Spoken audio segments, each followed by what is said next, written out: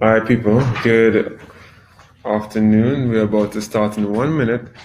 If you can hear me, see me, please feel free to send me a message on the chat. I just want to make sure that that there's somebody out there.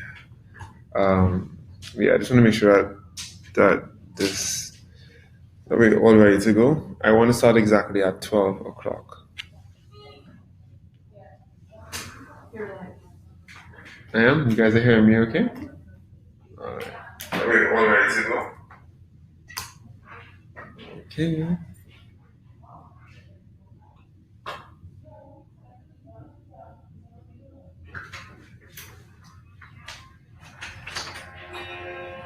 I tell myself I carry on.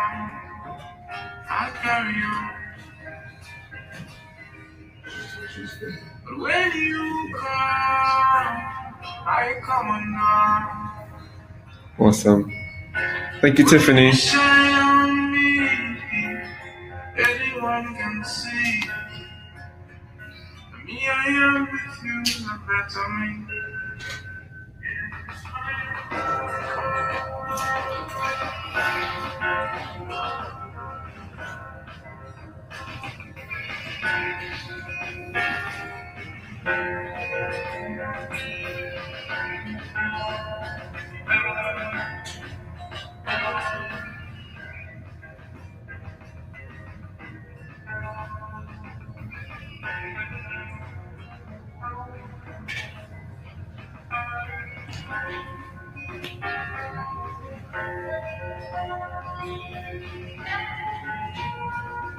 Can you do me a favor? Can you help me that bar over there, please?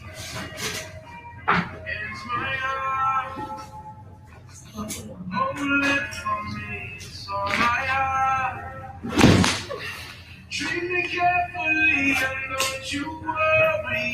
Before you call me, you're the love I thought. Hi, Xavier Strings. We're about to start in about 1 minute.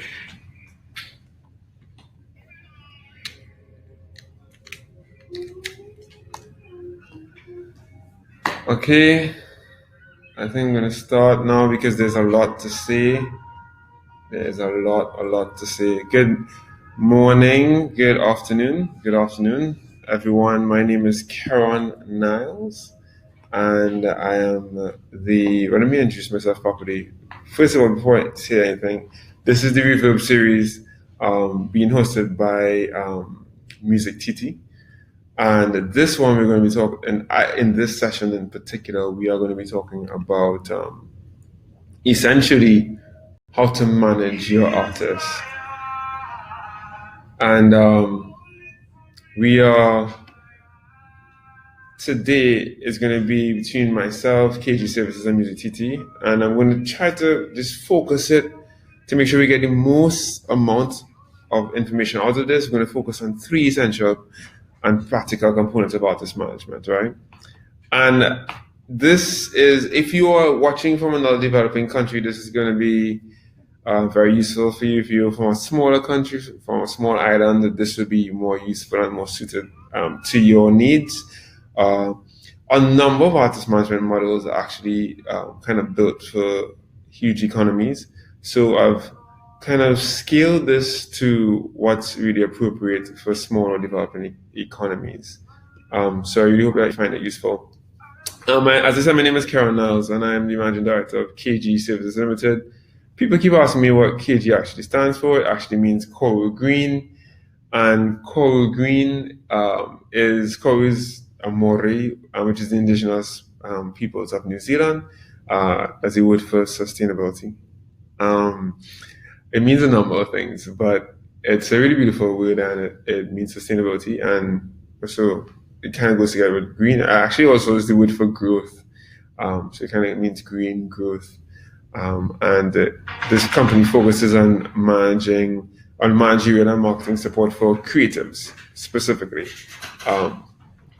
So this slide is a bit bungled. This is what happens when you go. It's weird. I think sometimes this happens with PowerPoint from Mac. So there you have it. I do use a Mac, and essentially, my Instagram is at Karen Niles. Feel free to follow up with me on either Twitter or Instagram. I'm probably more active on Instagram at present, so you can feel free to send messages there afterwards if you need to reach me at Karen Niles at Instagram. It's easy. We're going to talk about Caribbean musical, Caribbean cultural industries. We're going to jump right in.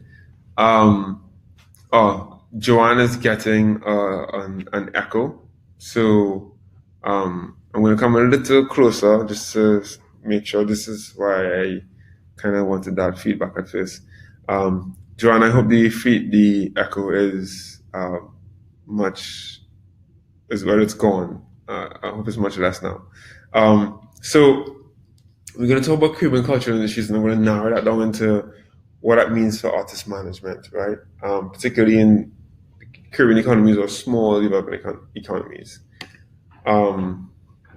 Essentially, what I do is I break everything down into whether it's, you have to understand how the industry operates, upstream, midstream, downstream, and those are only somewhat academic terms that helps people ensure that we're all having the same conversation.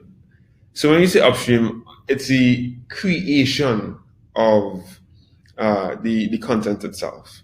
It is the person singing, but what so if you are from an oil producing nation like Trinidad and Tobago, it is the raw thing that you take out the ground. So it's like the raw talent, like the raw petroleum that you take out the ground. But that needs to be refined, and that's what happens in the midstream. The midstream is where it is produced or when it is packaged in a certain way for a specific market, and that's going to become really important later on. Downstream is where it meets the consumer, and it either meets the consumer on a platform that exchanges legal tender for the service, as in you get paid for the service, or as I think it's my wife actually says that if it's free, then you are the product. So you either exchange your personal data for the service, or you pay for the service. So either you pay for Spotify or you actually give data. But essentially, it's where your commodity meets the market, right? So understanding when something is produced,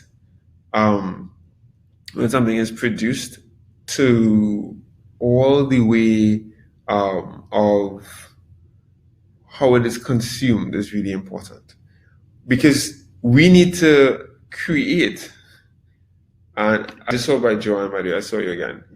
We need to create with the end user in mind, and I'm going to come to that shortly. We're going to be talking about two different categories of stakeholders, really. They're authors and then they're performers. So the authors include songwriters, composers, lyricists, arrangers. If you don't understand any of those terms, feel free to ask and I will answer later on. But it includes songwriters, composers, lyricists, arrangers, and they create works, right? Usually, and they create works that can be copywritten, yeah. And that's usually for the life of the author, plus 50 or 70 years, or plus even more, depending on where you are.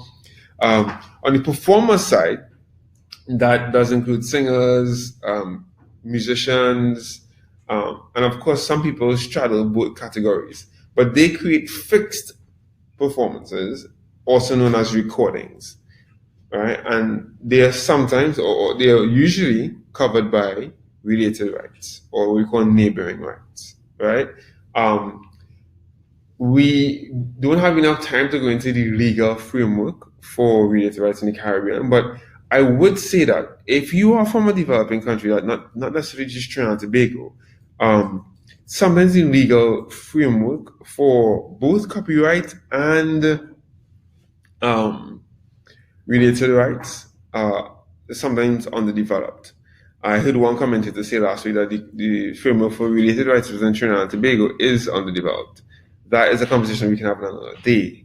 But Trinidad and Tobago does have a fairly robust copyright framework, right? And that's what allows you to benefit financially. But we're going to talk about that because all these frameworks are important in terms of your monetizing your commodities. So in terms of going from, as we just said, from upstream all the way to downstream, this is what makes it important, right? So if you are an author, the key roles on your team usually are like a manager or an accountant, somebody doing your marketing and publishing, and a film score agent, and a music and film agent.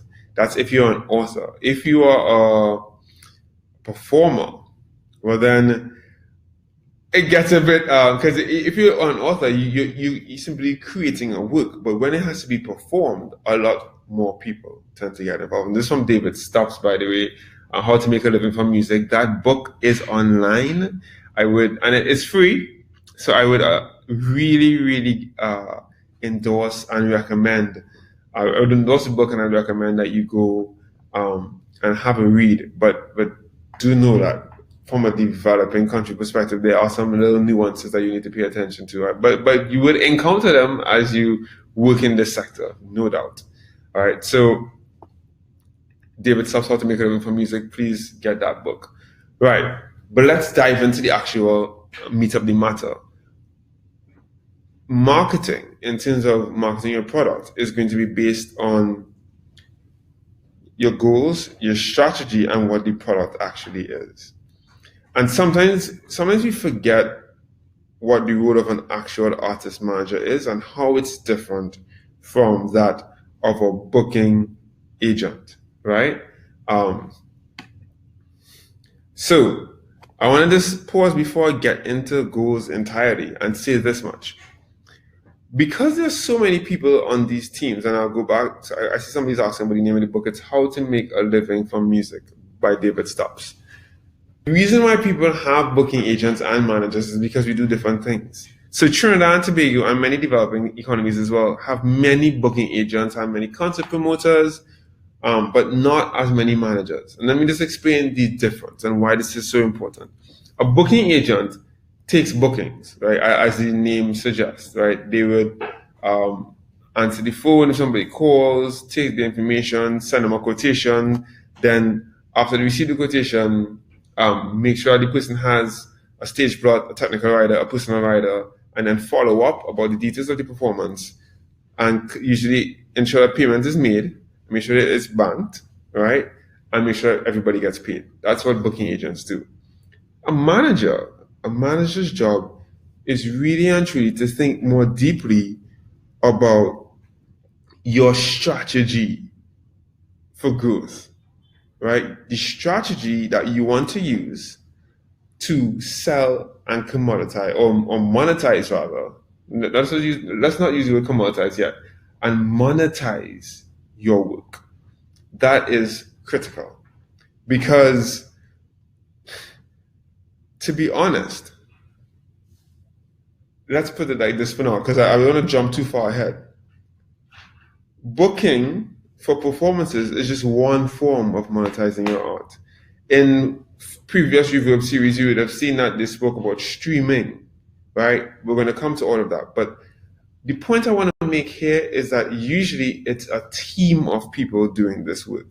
And so this idea that that you're just going to have a booking agent answering the phone is sometimes, and you're thinking that is management. It actually isn't. Management actually involves a lot more, and that's what we're going to get into today. And I'm going to give you 3 essential pillars, I think, for managing.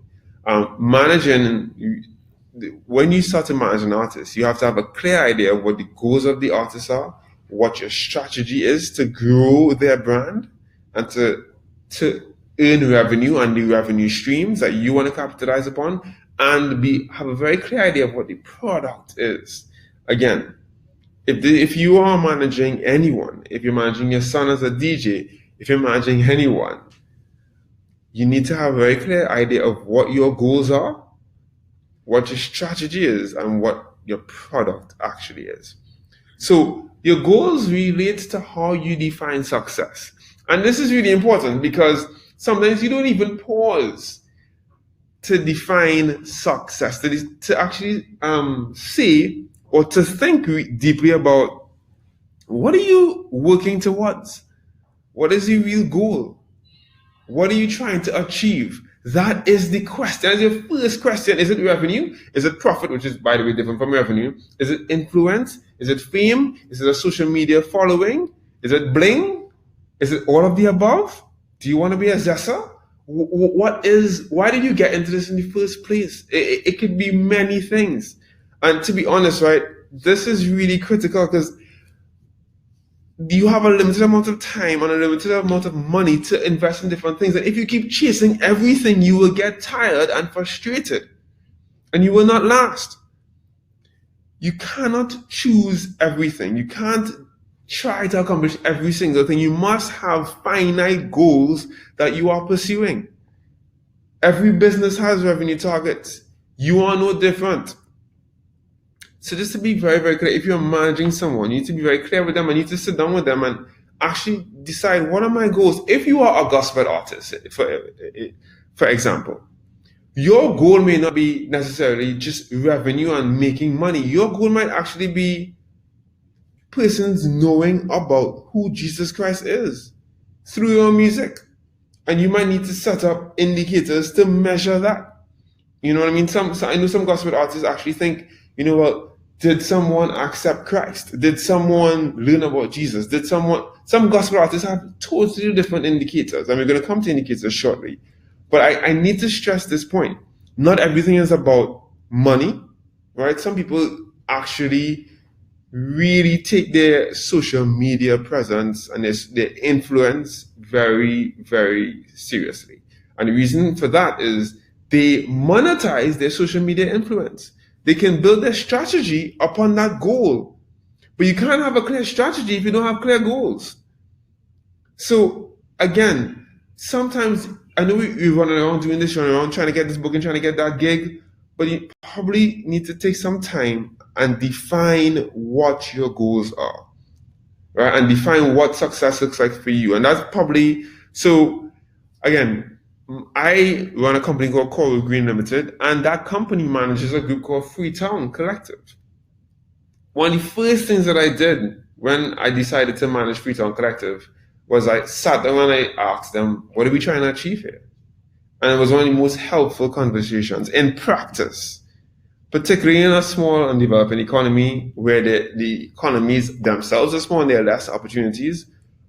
If you're going to use your resources to try to advance your talents penetration in a small marketplace, you need to be targeted. You need to be focused. Therefore, you need to define your goals. And how you define your goals will determine how you measure it. All right. So the next thing that is really, really important is the strategy. And I don't have heaps of time today, so I do need to talk a little bit about strategy, right?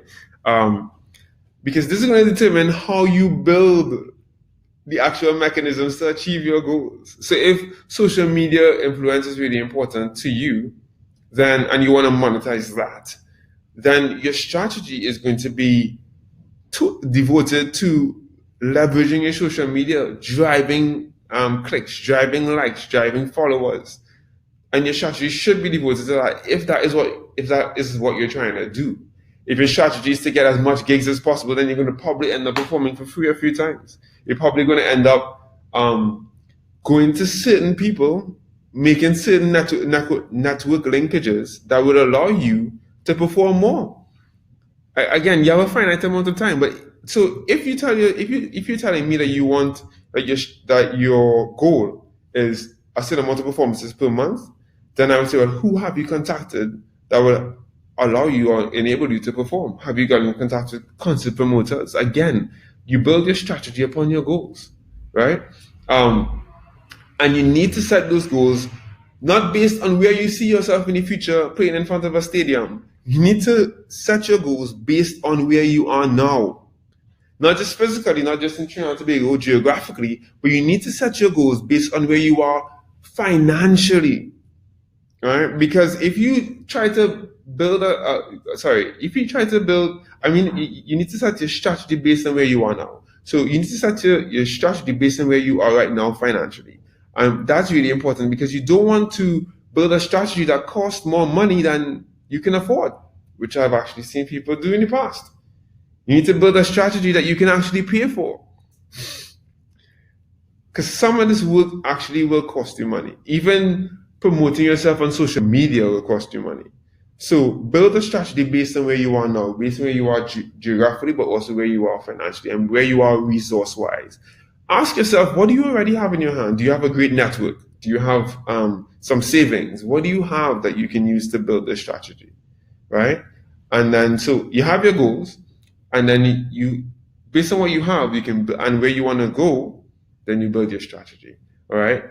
Do I have heaps of time, but I want to share 3 tools that should help you do this. Now, once you ask those initial questions, 3 tools that I found very, very helpful for people that want to actually build a strategy for someone in the creative sector. So the first one is a SWOT analysis. The third one is a pestle analysis. Some people call it pestle. And the third one is a Hedgehog Concept. Because you don't have heaps of time, I'm going to go kind of quickly, right? But if you don't understand anything that I say at all, please ask me in the question segment, and I will in the question and answer segment, I will answer as many questions as I can. So a SWOT analysis is strengths, weaknesses, opportunities, threats, right? Now, that's an analysis of your present capabilities. You know how I just asked, where are you now? Sometimes people don't even really understand where they are right now. And so a SWOT analysis is meant to help you dig into what your actual capabilities are right now, at present. And that's really critical to know in order to build those strategies. So the strengths is, what are you great at, right? And your weaknesses is where there's room for improvement, right? And usually people ask these questions, like, what are your opportunities, and what are the threats? What are the things that can hamper your enterprise, and they try to ask these preliminary questions and then they stop. But the person that invented this tool of analysis is actually called TOWS at first, and then I think they realized that TOWS sounds awful. It was TOWS at first, but I mean, even metaphorically, TOWS is just not a good word, so they changed it to SWOT. But what he had in mind was for people to ask themselves deeper questions about the things that they found out. So they wanted to find out, what are these strengths that arise from your opportunities? They wanted to find out, what are the opportunities that arise out of your weaknesses? So you need to think more deeply about the initial answers that you get when you use a SWOT analysis. So it's not just saying, okay, listen them out. These are my strengths, these are my weaknesses, these are my opportunities, these are my threats. No, it's saying, okay, so I understand that these are my threats, but are there any opportunities that arise out of my threats? Like, are there any opportunities that arise out of my strengths? And are there any opportunities that arise out of my weaknesses? For persons wondering, what on earth is he talking about? Well, I have many weaknesses because I'm very human, right? And I know what those weaknesses are. But when I actually documented what my weaknesses were, it told me, okay, so I have opportunities now to partner with specific persons and entities to not just consolidate those weaknesses, but to make those weaknesses strengths. So I look for partnerships in the areas where I know I'm weak, because those are opportunities for partnerships. I don't necessarily look for opportunities to partner with people that are doing exactly what I'm doing in the same way and doing things that I'm already really good at. I want to partner with people based on where my weaknesses are. And also I do the same thing to counter threats as well. Like if there's a real threat in the industry, then it also presents opportunities for partnership as well. So it's just about using the tools correctly, and when you need to spend some time thinking about what you do, and so I not to spend too much time on SWOT, but that's the first tool. The second tool is called a pestle analysis, and or pastel, you'd see both. Essentially, it's analyzing your current environment.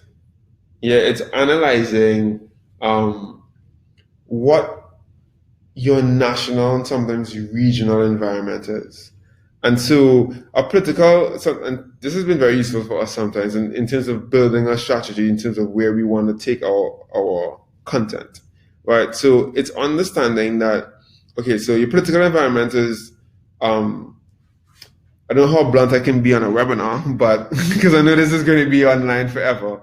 So if you know you're in your political environment, let's say elections, hypothetically, elections is next year. What does that mean for what you do? Does that mean there are going to be more gigs, more opportunities? What does it mean for the content that you produce? Is it politically charged? This is a really, really important question, particularly for persons who are into calypso and kaiso, or any form of art that is social commentary. What is the political environment like in your country? And is it an opportunity? Is it a threat? Again, all the tools tie in together, right? But you need to be aware of what the political environment is like in your country. If you go on Facebook and you cuss out the minister, would it mean that you get less gigs? Anyway, let's say I use a lot of dialect just now. So for those who are not Trinidadian, if you go on the internet and you call out a member of government, would it affect you badly? And so whether or not if you're a rap show artist, how does the political environment affect you or not affect you? That's an important question. Economic is important in terms of what is the economic environment. Some people say economical. I prefer economic, but I know for the sake of the webinar, I put economical. This is important because how your economy performs affects how people want to invest. And sometimes you're trying to raise capital, or you're trying to raise money to go in the studio, you're trying to raise money for your artists to go overseas. But people will be more hesitant to do so if the nature of the regional economy or national economy, if the national economy is in recession or is in a downturn, people may be more reluctant. And you need to understand when you go into a business room to ask somebody for money, what is driving their decision making. So understanding the economic environment is important. What are the social factors that are important? In Trinidad and Tobago is race, right? It's ethnicity. That's a problem. That's an issue for us. And this is a problem, but it's an issue. In Barbados, it's class. In Jamaica, it's also class in some degree. What are the social issues? What's likely to strike a nerve? How do you leverage those social issues in terms of trying to market your content or increase the penetration of your act? Increase the revenue that they can earn. And also, ignoring social things, ignoring these kind of social factors, these issues, pretending like they don't exist, can also really kick you in the butt, like hard. Like not being sensitive to sexual orientation, to gender issues. They will affect you negatively if you don't actually acknowledge them in the campaigns, like a promotional campaign or a marketing campaign that you're building. But what is the environment like in your country right now on social issues or any major issues? And then, are there any environmental concerns? Right? People think that there may not be, but not everybody here, of course, is just marketing music. But even if you are marketing music, what are the environmental concerns? And that is also, believe it or not, noise. That is also cleaning up after a concert. Yeah, all of these things actually matter. Like, what are the chief environmental issues that redound in your country? Like for us in Trinidad and Tobago, what are the chief environmental issues? Like, and it actually needs to be built into your marketing. So we have an environmental ethos at Freetown.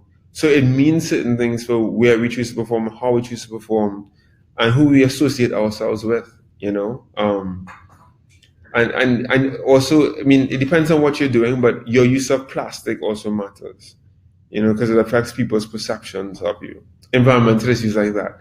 Legal is finally talking about, have you done your paperwork? And what is the legal environment in Trinidad and Tobago, in your economy? Like, So, and in Guyana, the copyright framework, they don't have a collective management organization like Trinidad. So for them, it would be different. But in Trinidad and Tobago, we do.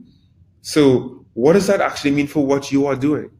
Do you need to register with the copyright organization of Trinidad and Tobago, or with Trinidad and Tobago's copyright organization, or with Awesome, or if you're doing a book with TTRO, do you need to register with any of our collective management organizations?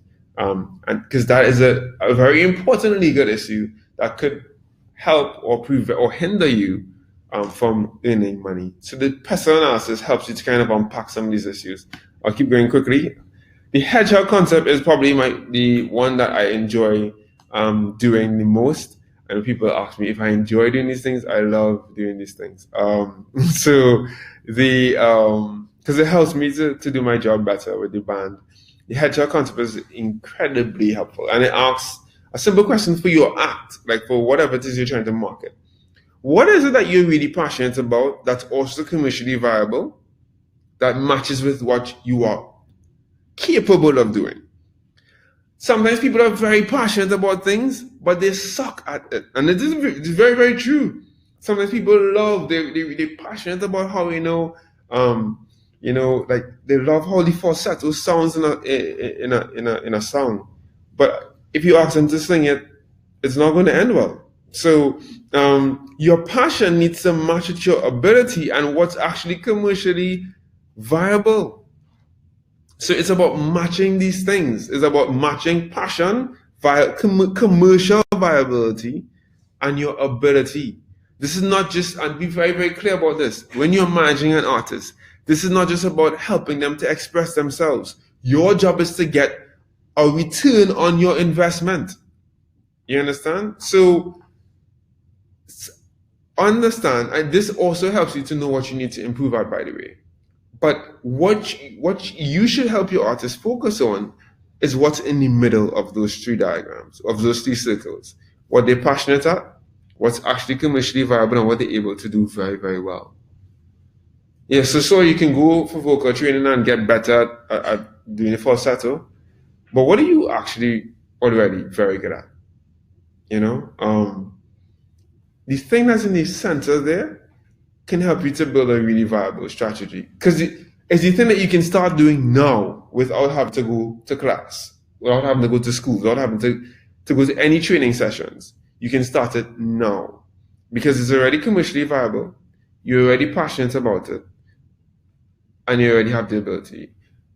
People sometimes underestimate the importance of passion, but when creative work becomes your job, passion is really important. Because one of the things that many creatives who come to me for advice, they come to me, and one of the main stumbling blocks for many people, and one of the reasons that many people just do not become professional at all, and they just decide to leave it as a hobby, is because they don't want to jeopardize their passion. Because when you have to do this over and over and over again, like being in the studio might be novel and cute and nice for about the first day or the first week, but when you have to be in the studio every single day for hours upon hours upon hours upon hours, it becomes a job. And some people actually begin to resent it after a while because it was their passion, but now it's a job. And you have to be okay with that. If you're going to do this professionally, you have to be okay with that. That is why I'm saying where those three things intersect is really important. So the passion, it being commercially viable, and commercially viable means that persons will buy it, by the way. That that persons will pay for it, and then that you're actually able to do it.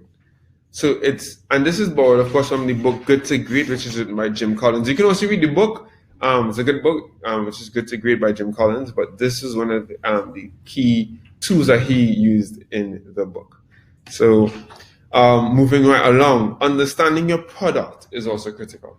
So you're managing an artist, and you need to understand,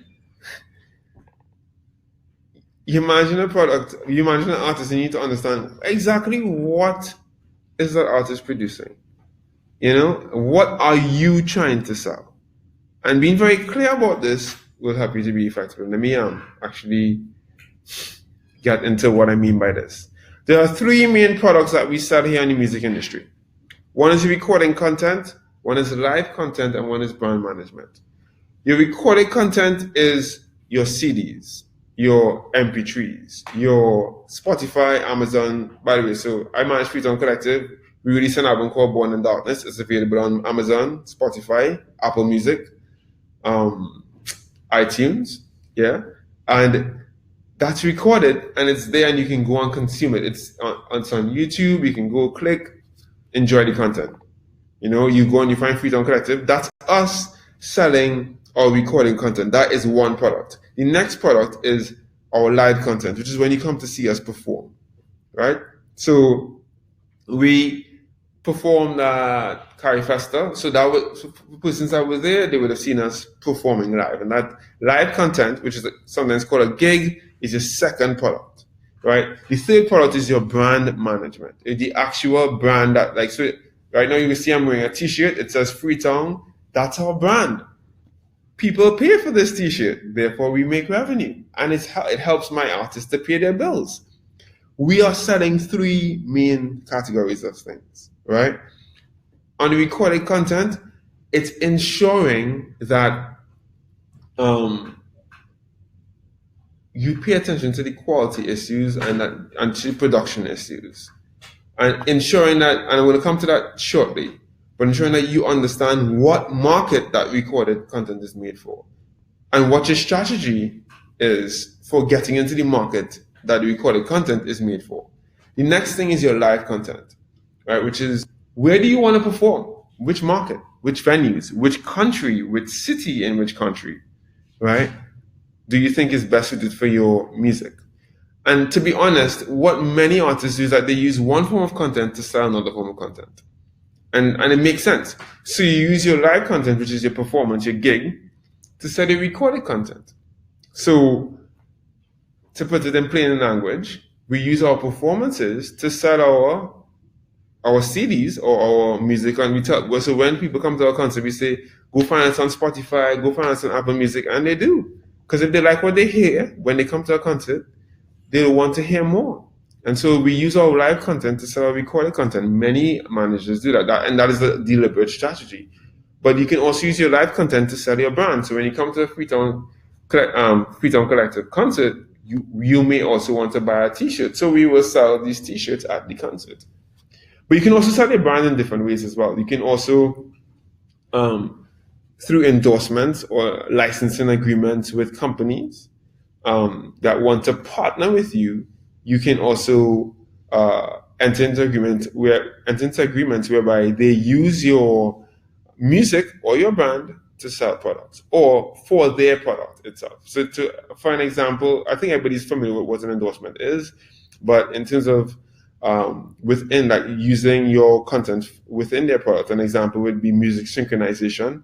Music synchronization simply means actually having your music put into an advertisement, a trailer, a documentary, a film, or any form of motion picture, really.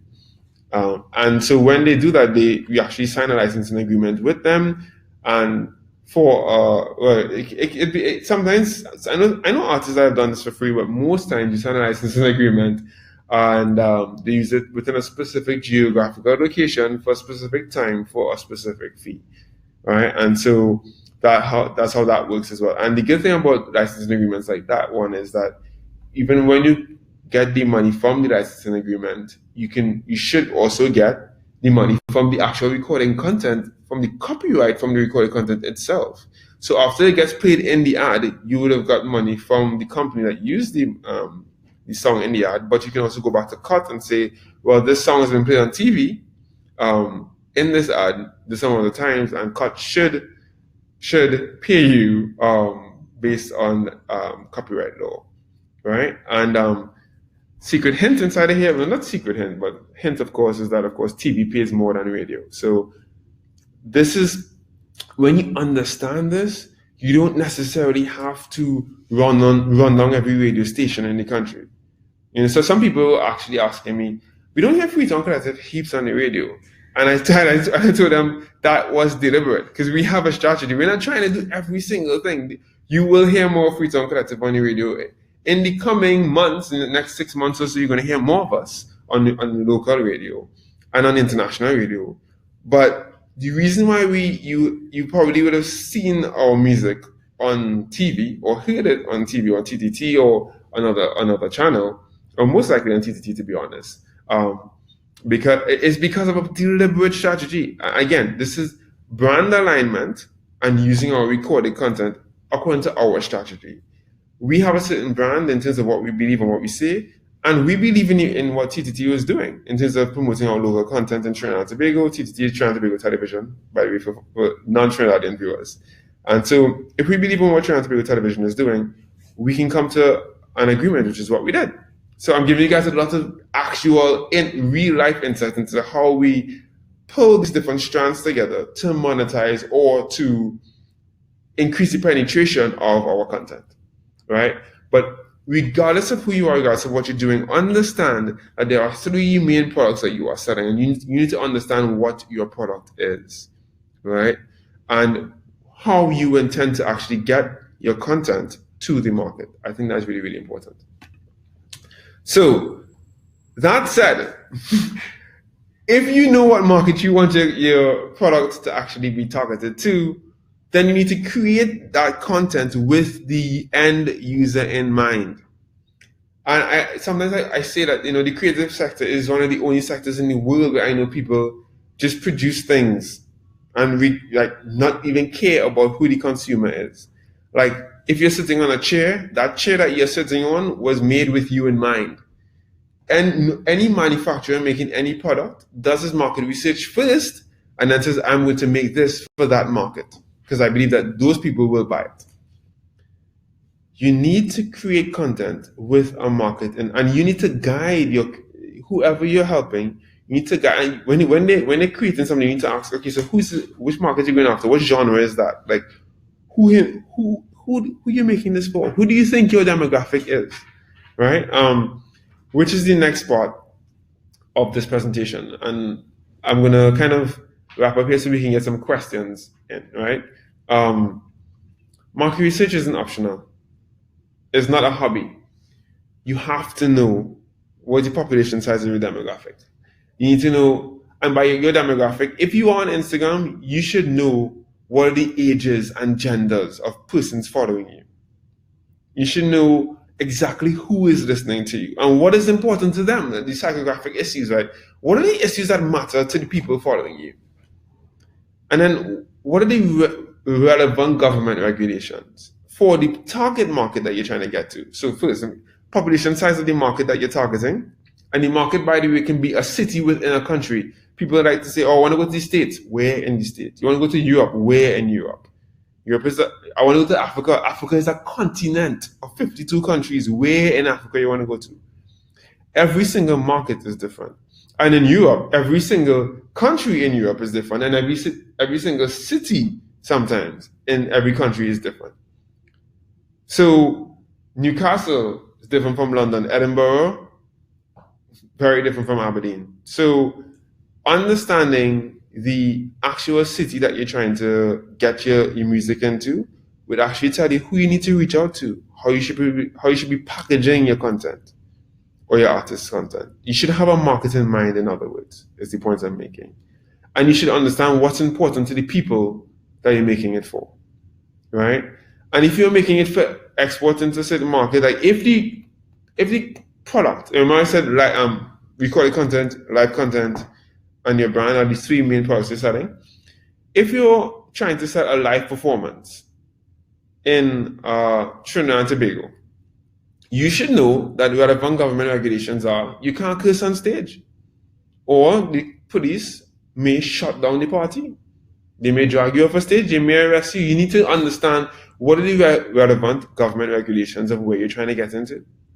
And if you are managing a dancehall artist or any artist that might use politically incorrect terms to describe certain groups of people, then you need to know that, listen, I need to have a chat with my artist before he gets on a plane, or I need to target a different market, or I need to talk to my artist, or all of the above.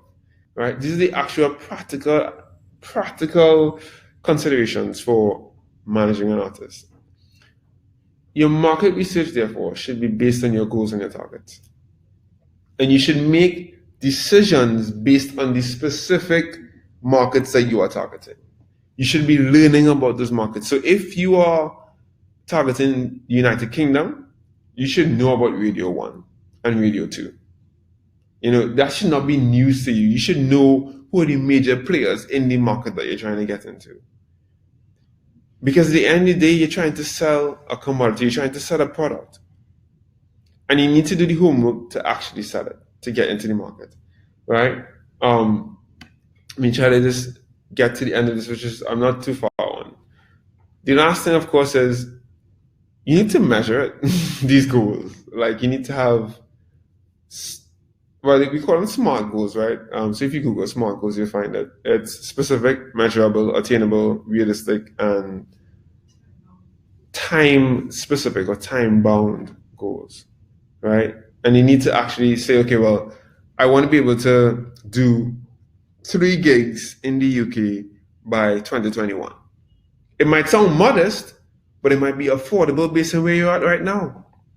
It doesn't make any sense trying to tire yourself out, trying to just, I want to be everywhere doing everything. You're not going to get anywhere quickly. Of course, you can get lucky. Somebody else might see you and they might try to sign you, and they will do the same work that I'm talking about for you. But if you're an artist manager and you are doing this work without a label, you need to start doing this work yourself. The benefits of labels, just by the way, is that a lot of the market research and a lot of the stuff that I just spoke about, they have units, they have departments that do this work. And so that is the benefit of having a label as an artist manager, that you can then say, okay, well, this is what we're interested in, and the label will then do this work and help you to market to specifically where you're interested in, right?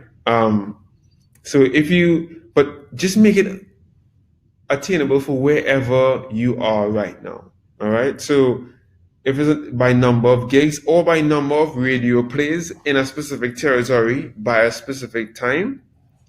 So if you are interested in the African market or Ghana, you should be trying to reach out to DJs in Ghana, for example. But give yourself a number of years to get it done. Just be realistic about the time frame. You know what I mean? Because you say you want my music to be played. I want my music to be played here. I want my artist to be in this market at this time and for this reason. The reason why this is so important is because every market is different.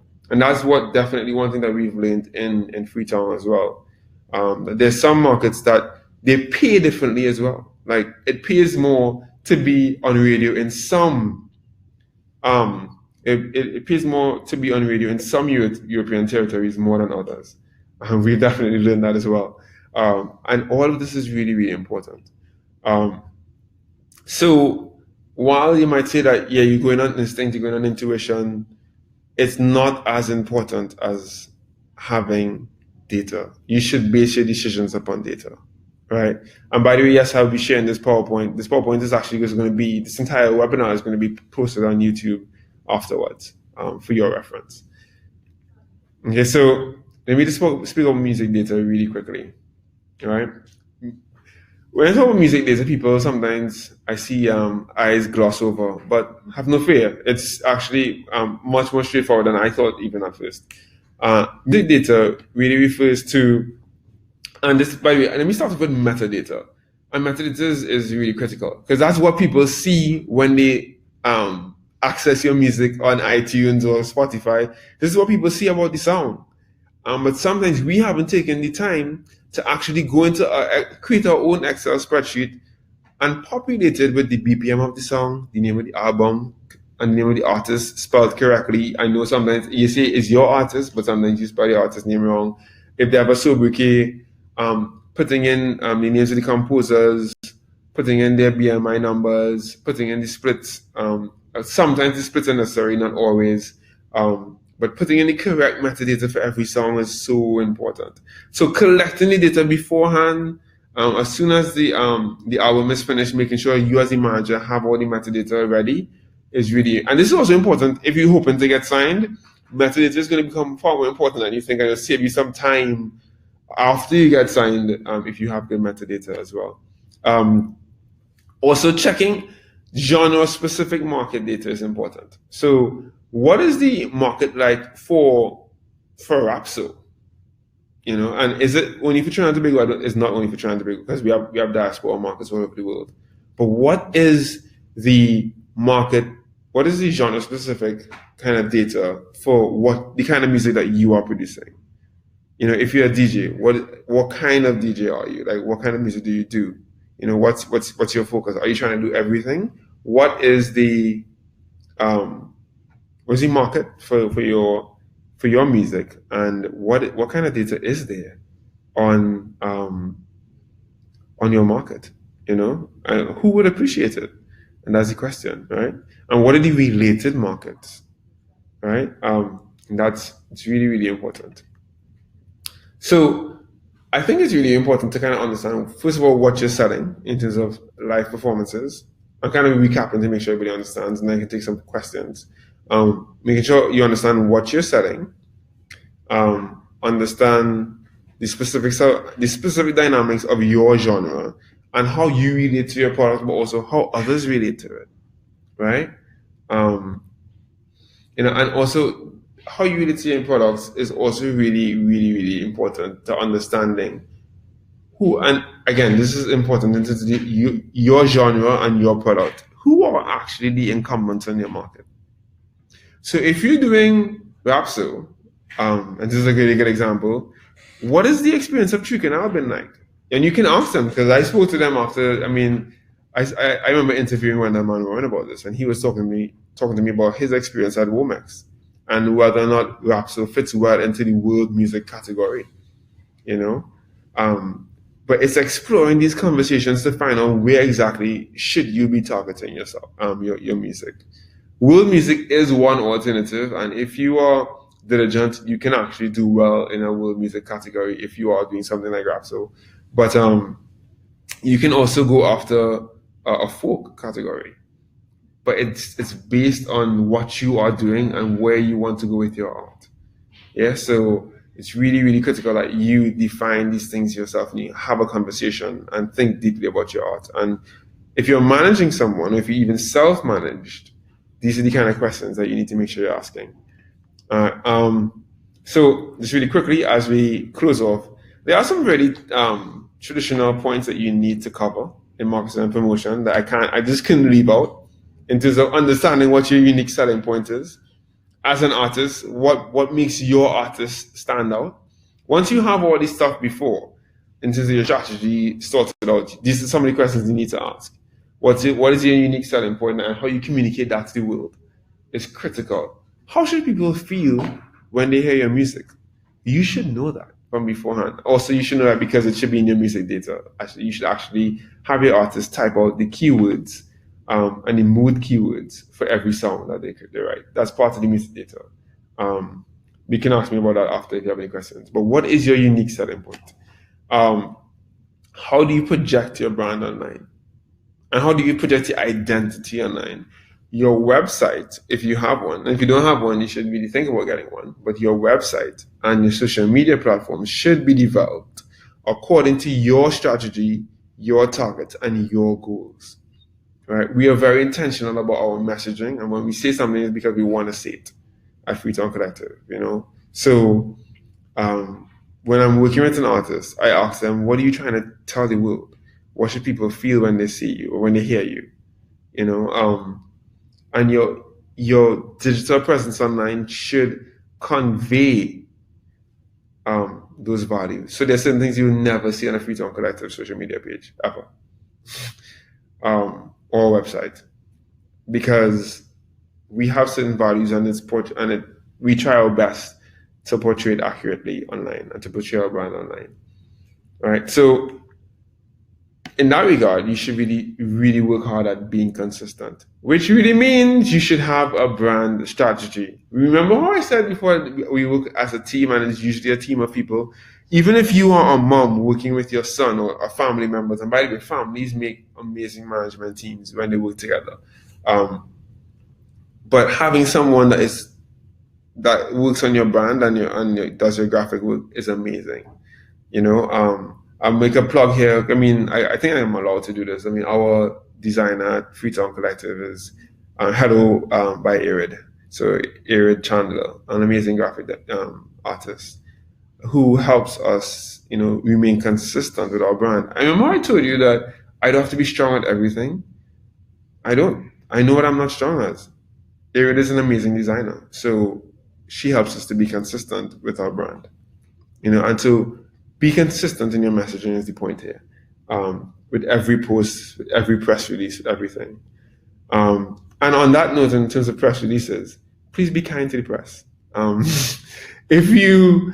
if you're having a really good day or a really good year, be kind to the press, because days where you may need them to answer the phone and they don't because you were mean to them before, that will come back and bite you in the butt.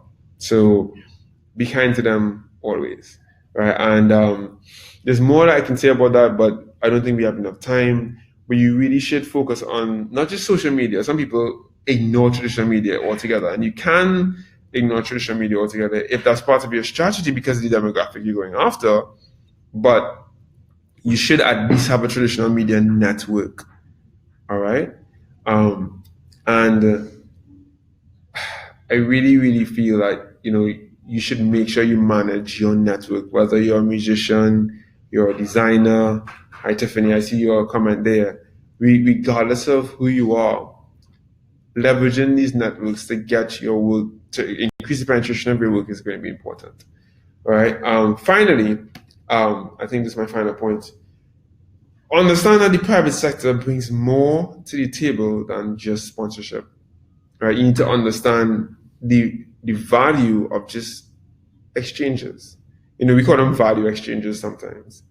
Understand that there is more to the private sector than, can I get money for this? Can I get money for that? It is more than sponsorship. And whenever you go to the private sector, you should be thinking about, how can I add value to what they are doing, right? And how can they add value to what I'm doing?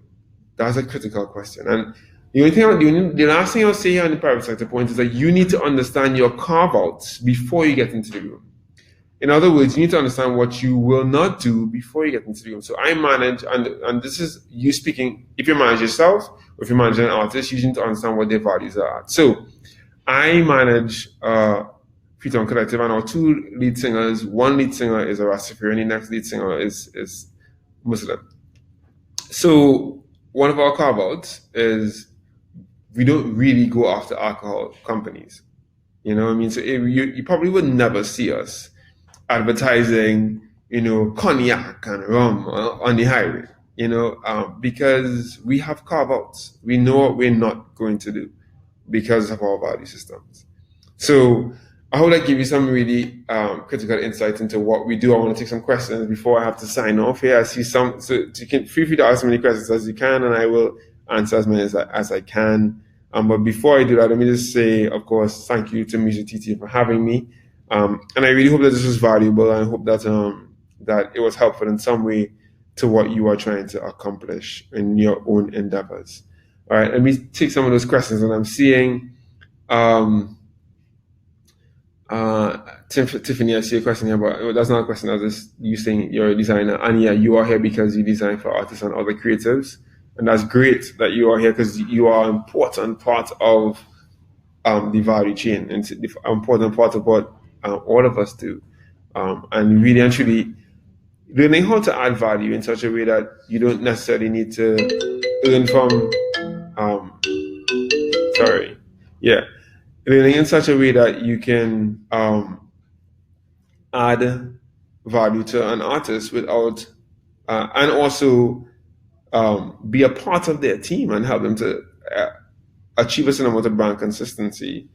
That's important because there's some designers that also are just designers for specific artists, and that's something that tends to work very, very well. What is the best way to link yourself to the press and get them to promote your works? Going up to them, shaking their hands actually is amazing as a method on the whole. Literally speaking, I'm not even playing about that. But there are certain press agents in Trinidad and Tobago that cover the creative sector. And if you don't know them, you probably should get your ears to the ground to know them. I'll give you some names: Nigel Campbell, Laura Dowich Phillips, Wayne Bowman. There's 3 names off the top of my head of press members in Trinidad and Tobago that work specifically in the creative sector. And finding them is and shaking their hand, even sending them an email to introduce yourself can really help. Many of their emails are publicly available because they're journalists, and that's how they get their stories. Quickly, are there any opportunities for youths to get involved in artist management, such as internships in Trinidad and Tobago? So funny you say that, because they're I'm really passionate about. So I'm also a certified youth worker, and I'm really passionate about internship opportunities. And so I just actually hosted an internship with my company, and so Coral Green Services now has 3 interns, and so we do have internship opportunities, but we're full at present. But you might actually just ask some of the artists, can I work for you as an artist manager? But let them know you're an intern and you will be learning as you go. Or go up to an existing artist manager, not a booking agent. Go to an artist manager. There are others. There's Simon Batiste in Trinidad. There's Lauren O'Connor. And you can ask them, can I just intern with you? Can they mentor you? Those kind of questions might be helpful. Hold on. Somebody wants me to speak about short-term versus long-term goals. I think I might have 2 more minutes, or they'll tell me when I need to stop. So I'm just going to keep answering questions. So guys, you can keep asking questions, okay? So the webinar will be put online, actually, Latoya. So I think it's going to be put on YouTube, on MusicTT's page. Did you see you're speaking my language there about always being willing to learn? I actually still go to artist management workshops just to sit down and listen. And so I did one last week, actually. There was one during Kai Fest, and I just went, and because I always want to be learning, and I never want to assume that I know everything. So David, speaking on short-term versus long-term goals and how you balance the two, that's really important. So I'm really happy you asked that question. So building a strategy, I spoke about having goals and targets and how you build your strategy based on your goals. You should have long-term goals. You should have short-term goals. That said, you should write them down and prioritize them. But the short-term goals should serve to achieve the long-term ones. You understand? Because obviously you have a finite amount of resources, right? But they shouldn't be disjointed. And that was one thing that I found a bit tricky at first, right? We have these long-term goals, even with the artists, like with Freetown that I manage. We have our long-term goals and where we want to be, but we have to start with short-term goals in terms of, and literally, let me tell you how specific I can get on this. You have these short-term goals in terms of what we want to achieve over this period, like this year, right, over a 12-month period. And to achieve those short-term goals, I even have expenditure targets to associate with that. So I have a budget for this year for the band, within which we will spend this amount to achieve these goals, which would tie into our long-term goals. So when you sit down, you need to actually sit down. And that's why I said, how before I said they need to be smart and time-specific. Time-specific means some people even find it useful to have, this is where I want to be in 1 year, this is where I want to be in 3 years, this is where I want to be in 10 years. But I would definitely endorse that. Sometimes for people, even thinking long-term is a bit too much. I understand that. But you should always begin with the end in mind. That's, I think, a really good principle to follow. Michael Roberts, I'm just reading your question now. Viability brings the marketing into focus, but should an artist stay true to his craft and let the market come into it, or should he adapt to any money? Michael Roberts, I think this is an excellent question, but the question you're asking as a self-managed artist, I'm guessing, I allow my creatives to create, and I really am passionate about this. Creatives should create. The reason why I'm doing this webinar, and the reason why I said all that I said over the past hour, is because I want our artists to have more time to just create, right? But the role of a manager is for me to bring to them certain facts and say, guys, this is who we're reaching. This is how they're responding to us. So this is what we should take into account when we are when they are creating, but when we are packaging it, right? So even if sometimes I don't even think they take my my stats and figures and because I have a lot to say, obviously, right? When I go to them and say, let's think about doing this and let's think about doing that. Their job is to create, right? My job is after they create. Now I understand that they create within certain value system, right? So there has to be some kind of framework for this creation. So they create, and my job is to work on the packaging and to work on getting it to the consumers that we think would respond to it. You understand? So again, no one should just be creating stuff just for the sake of creating it, and then whoever want to buy it will buy it. That's not how it works, right? That's how it can work if you are an artist and you just want to be an artist. But someone needs to think about, okay, I'm producing this, but this is what I need to keep in the back of my mind, that there's somebody that is going to consume this. And your job as the artist manager is to think about who is going to consume this, and then to help package it in a kind of way that would make it attractive to the persons that you think is going to be attractive to. And I hope that makes sense. I hope that actually resonates with what you're doing, because we spend a lot of time creating the art that we create. Whether you're a graphic designer doing a logo, or you're an artist producing a song, you spend days in studio. You want it to be appreciated by a certain audience, by someone. You don't want, after you do all that work, for it to just be ignored. Your job as the manager is to ensure that it gets to the market that you think would appreciate it. Right? And that's why it's so hard for artists that also have to manage themselves, that have to think about producing and then have to think about who's going to buy this. That's incredibly hard for most artists, which is why many of them just don't do it, because who's going to think about, okay, so we're getting paid, this needs to be banked, this money needs to be, by the way, if you are a manager, you should also be thinking about ensuring that your artists, if they need to register, if they are fully going, if they're going as in doing a professional, if they're going to do this professionally as in their full-time job, they should register a business. What type of business they should register? You should be guiding them on that. Paying taxes, you should be guiding them. Opening a bank account, you should be guiding them. But you should be helping them all along the way. But once you help them to set it up, I pay annual returns for Freetown Collective. I ensure that taxes are paid, because those guys, the guys that are in the band, they should just be creating. All insurance issues, I handle them. That's what we do, so that the artists can stay true to their craft and can just create. Something I'm very, very, very passionate about. Where is a good place to find genre-specific market data? You would not believe this, but it actually depends on the genre sometimes. But actually, Spotify, many of the global platforms actually collect amazing data. You just have to go. I guess you have to know how to look for it. Sometimes if you write to them, they'll actually just give it to you.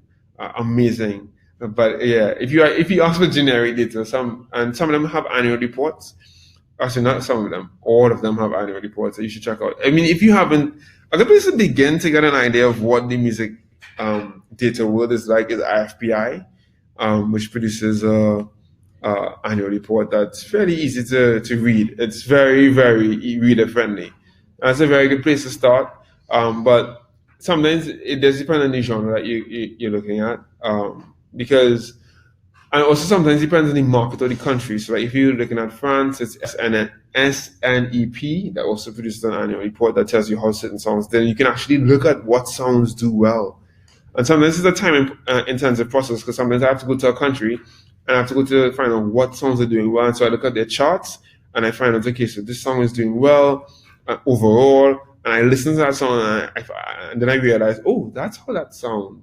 That's the sound that's very famous, that's doing really well now. And I listen to all top 10 songs in that territory to find out what songs are doing well overall. Then I can look at genre-specific charts to find out what sounds are doing really well, and then how those sounds actually sound as well, and how my band might actually be appreciated or fit in. But also, I think partly on the question of determining what market to actually target should also be influenced by the values of your band and what's important to your band, and really like it to be appreciated. Is there, as a creative, is there a space where I can find talented managers, graphic artists, videographer, or is it just networking? Both, and part of it is networking, part of it is going to different events that will be held. So MusicTT hosts heaps of events all of the time. I mean, to be honest, give Jack his jacket. MusicTT is a team of 4 people, and there are heaps of events that are held almost all the time. So some of them are paid events, to be fair, because their budget is really small, which is another issue that we talk about another time. Some of them are paid events but you can go along. They're not prohibitively priced, so you can go along to them and actually just start building up a network. We don't have heaps of managers in the country, and that's just true. Part of the reason I want to do this is so that we can have more managers, period.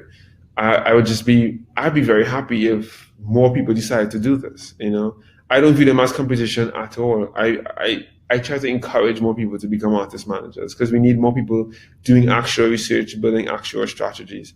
What we have is we have actually a lot more booking agents on the ground. And so those aren't too hard to find either. Maybe we can also talk to MusicTT as well about having a database where you can find. They probably do have, and you can also check MusicTT and CreativeTT because they probably do have a bit of a database of videographers, managers, graphic artists, and that kind of stuff. Sometimes if you ask us who we worked with, we just tell you as well. I mentioned our graphic artists as well, so you have an idea of how we're working. Can I give more influence on specific short-term goals? Hold on. I see. Wow. Okay, so let me just keep answering some questions until I'm told to stop. Can I give some more information on specific short-term goals? So this depends on how your band defines success, and sometimes it also it has to be practical things, as in what's important for your band to get as far as it could get. So some bands are just very, very big on, I want as many social media followers as possible. And so a short-term goal might be, I want to increase my follower base by 1,000 in a 24-month period, right? To do that, you might have to give away your album or do giveaways or do a lot of promotions on social media. But you have to get even more specific than that, because you have to be like, I want 100 followers on Instagram by this date. I want 200 followers on Twitter by this date. That's how you need to think about it, because they're all different platforms and they all require work, each of those platforms. And that's what I said. So you have a limited amount of time, a limited amount of resources, right? So you have to decide where you actually want to place your emphasis, right? So it's just about, in terms of your short-term goals, you have to think about, okay, I have these long-term goals. I have these things these are the things that are important to my band or to my artist, and these are the short-term things I'm going to put in place to get there, right? So you need to literally think about what are these small steps that are going to help you to achieve the big goals. There are many questions, so I don't want to spend too much time on it. Are there absolute markets in other countries? Yes, there are. Definitely in diaspora markets. So you should find out more about where there are lots of Caribbean diasporas. And also you should find out about the world music market and the Caribbean folk music market, for that matter. That would also be helpful to you. It would also be helpful to actually just talk to artists who've traveled, like Brother Resistance and Tree Canal, and find out what are the challenges that they encountered, and whether or not they had somebody asking these kind of questions on their behalf. Because I can guarantee you, sometimes it's music, the question is, what exactly are you selling, right? It's yes, it might be rap, but it's also about the message. It's also about your identity. It's also about authentic Caribbean music, and if you're trying to penetrate certain markets, you may want to do that by collaborations. One of my favorite Rapster songs is "Never Ever Worry" with Raw Pretender and Body Resistance, because I love Kaiso. I love Calypso. So Calypso also has a global footprint, right? And you can, through collaborations, you can do what I will collaborate with a Calypsonian and market it overseas. But you can do the same thing with rap, with hip hop. If you want to reach a certain market, you'd be like, okay, well, this artist is doing it well in the market I want to get into, or this art form is doing well in the market I want to get into. I will collaborate in order to increase my own footprint. And so you need to think about that as well. All right. So yes, I definitely say that there are some markets outside of Trinidad. I am good, David. I think you have the most amount of questions, but I'm going to keep, and I'm just going to answer the last of yours. See, Delicia has a question here as well. But let me answer your questions here, David. I'll answer at least 2 more questions before I have to run off. What are the most challenging things about being an artist manager, and how do you overcome them? Wow.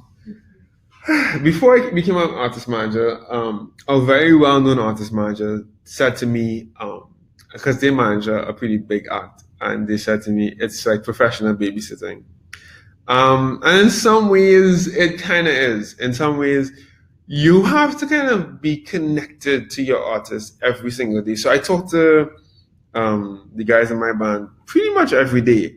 And also, because their welfare is connected to my ability to earn money. So I need to ensure, one, they're doing well as people. And also, I kind of like, my band as people, so we connect on a personal level as well. So, and in that way, you have to maintain a personal connection, because trust is huge. So you have to have trust. If you love somebody's music and they don't trust you, don't manage them. If you're an artist looking for a manager and you don't trust someone, even if they're an amazing manager, do not even bother, because you need trust. So ensuring that you maintain a relationship while doing the work, that can be challenging. But the actual work is fairly challenging, because there are many moving pieces, right? Because you have your recorded content, you have your live content, and then you have your brand. And so it's talking to companies about your brand is. So for example, Freedom Collective will be launching its music video this Saturday, Independence Day. We'll be launching our music video for Born in Darkness, which is the title track of our album. And there are many people that we need to talk to: videographers, actor, the assistant producer, the producer, director. There's heaps of things to do where that is concerned. And we know exactly why we're producing this video and where we wanted to show and all that. So we can only strategy for that. And when you're doing all this work for just a music video, it's just one thing, and it's your recorded content that you're working on, which you're hoping to use to sell something else. So keeping tabs on all of the moving pieces can be very, very challenging. But I think how I manage it is that I grow the team. I don't think artist management can be a one-man show, which is why families make such amazing artist managers. So because families can split up the work, the only thing with families is making sure that they actually do the work on time, So that's how I overcome that challenge. But it's a lot of moving pieces. But to get it done, I simply break up the work. What's your advice on if you're working with an artist who's exceptionally talented but does not like to take advice? They believe they know it all because of success of one song. I was just going to say find another artist, but that sounds really harsh. Essentially, if your artist believes that they know it all, they don't need you, unless they just need hands and feet to do what they want you to do. So I think you just need to have an honest conversation and say, listen. But here's the other thing, right? You have to, let me finish the first point. You have to have an honest conversation and say, listen, this is what I believe my role is. This is what I came here to do. Do you want me to do this or not? All right? But here's the other part of that coin. You also have to be able to cast a vision and say, this is what I'm actually going to be doing, because this is what I'm thinking. And they need to give you the freedom to do that. I need to set some real boundaries, right? We actually have a word in our band. I'm not going to use it here.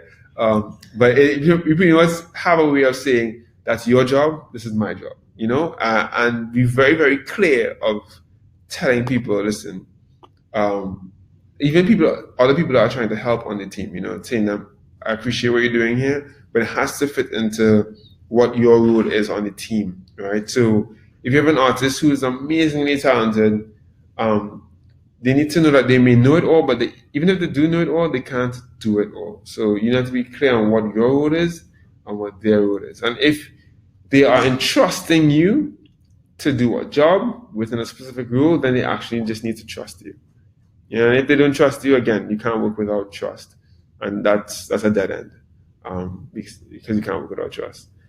I have to go now. I think we have to end. I think I found another artist, and I don't blame you.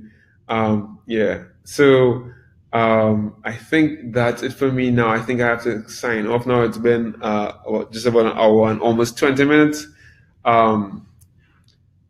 Yeah, hold on one second. I find for Trinidad, the Apple Music 100 is good to get a barometer of what people here are listening to. Yeah, what songs are bubbling. That's a very good point, David. That's a good thing for me to say on the as we leave. That the Trinidad Hot 100 it gives you a good idea of what people are listening to. So the Apple Music list. So for those of you in music research or research on your market, finding even the these charts give you a good idea of what is actually doing well in specific markets on specific platforms. Even if you are trying to sell a book, right? What we used to do is we used to go in and find similar books and find what were the critiques of those books, what was missing from those books, and ensure that it wasn't our book. That's how we sell creative goods and services. It has to be data driven. But either way, guys, I want to thank you for spending this time here with me. Feel free to follow me on Instagram at Karen Niles or Twitter Niles Karen. My website is KarenNiles.com. Thank you so much for your time. I really, really hoping that this was helpful for those of you that joined us. But my job here is really simple: is to leave the planet and to leave people better than I found them. So thank you so much for your time. God bless you guys. Have a good day.